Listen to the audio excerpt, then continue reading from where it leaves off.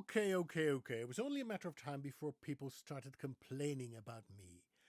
And this is part of my series. Paul pronounces Dutch words and names the way a Dutchman would pronounce them. What are they complaining about? They're complaining about that I'm not saying things right, that the way I am saying Dutch words is not the way certain Dutch words should be pronounced, and that they know better than me how to pronounce those words. Well, good for you.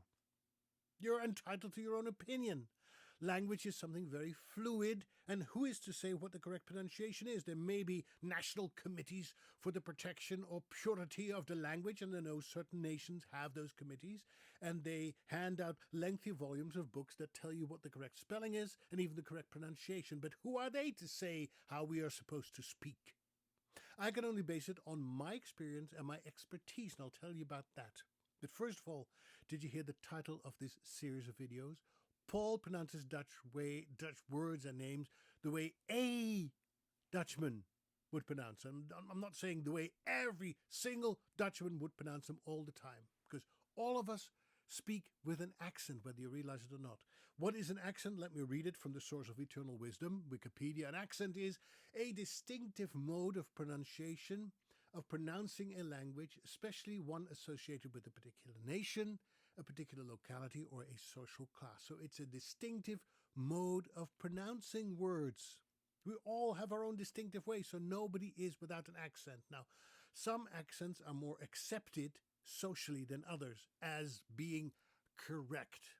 Again, who is to say what is correct? I mean, when I listen to old American movies that were shot like 60, 50 years ago even, I hear a distinct difference in the way people pronounce words. In fact, to me, to my untrained ear, the people in those old American movies sound more British than the Americans I listen to today.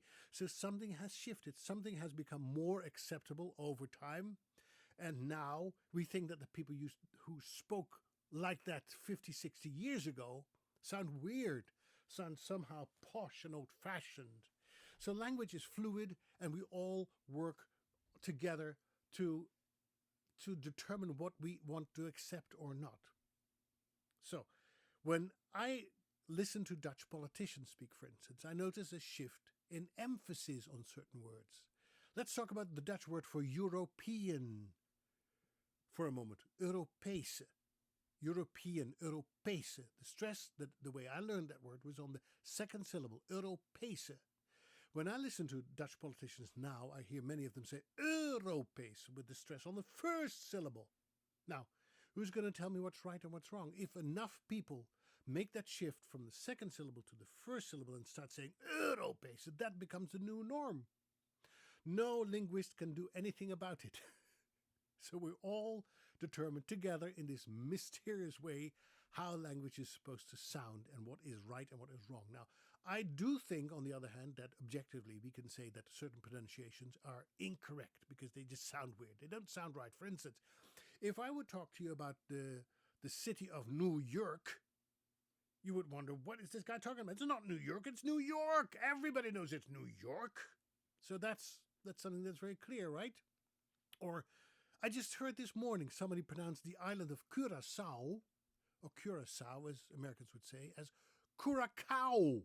It's not Curacao, it's Curaçao. That's a commonly accepted way of pronouncing the name of that island. So I think that while there's a lot of fluidity and flexibility in the way we pronounce words, and who is to say what's right and what's wrong, there are certain things that are more right than wrong that are generally accepted by a majority of the population. Now, what is my background in all of this? Well, first of all, let me tell you where I grew up. I grew up in a town near Haarlem in the Netherlands, which is rather close to Amsterdam. Of course, Holland is so small, so everything is close to everything. But I grew up in Haarlem, by the way. Haarlem in New York was named after that town of Haarlem. And that happens to be the region that Dutch linguists have identified as where they think that the Dutch, what they call ABN, Algemeen Beschaafd Nederlands, it's kind of an RP, Queen's English in Dutch, was spoken. So they think that the way Dutch should sound in their academic minds is the way people speak in that region. That's a commonly accepted way of pronouncing Dutch words. It's the most pure form of Dutch pronunciation. I didn't come up with that, but that was the norm for many years. And then when I grew up, not knowing that I spoke with that commonly accepted linguistic linguistically accepted accent. I grew up and I started working for Dutch radio, Dutch national radio and Dutch international radio. And at that time, as an announcer, as a newsreader, and as a presenter, I was expected to speak the language the way it was supposed to be spoken. I was supposed to set the norm because so many people are listening to me that if they would hear me say something in the wrong way, the radio station or television station would get complaints. Oh, why is this guy pronouncing this with a regional accent? That's not right. We say things in the Netherlands this way. People were very particular about that. So I was taught to set the standard and speak the way I was supposed to speak, even though the majority of the people in the Netherlands did not speak the way I spoke. It was just kind of, it's like the RP in English, received pronunciation like the Queen's English. Nobody speaks the Queen's English. I grew up learning the Queen's English from my English teacher. When I came to vacation in England, nobody spoke the way I spoke. They thought I was very posh and snobbish. They said, well, where did you learn your English? Well, I learned it, blah, blah, blah, blah. No, nobody speaks like that. And I think there's a shift going on in the United Kingdom for a greater acceptance of regional accents. I mean, there was a time that the BBC World Service in particular, only accepted people who spoke RP, very posh English, you know. And now regional accent is very common, and they're not frowned upon. They're accepted because the people think they're acceptable as long as you can hear what people are saying, you know, as long as the voice is clear and somebody enunciates well, so that you don't have to figure out what is this guy speaking about on the radio, you know, that causes confusion. If you can be a clear speaker, it doesn't matter what accent that you have if your message comes across. So, a long story to tell you that I speak the way I speak because of my upbringing, where I grew up, in the region that I grew up in, and because of my profession. And listen, I've been out of the Netherlands for 25 years, but I've still kept up with my Dutch friends, and they still think that the way I speak Dutch is totally acceptable, totally understandable.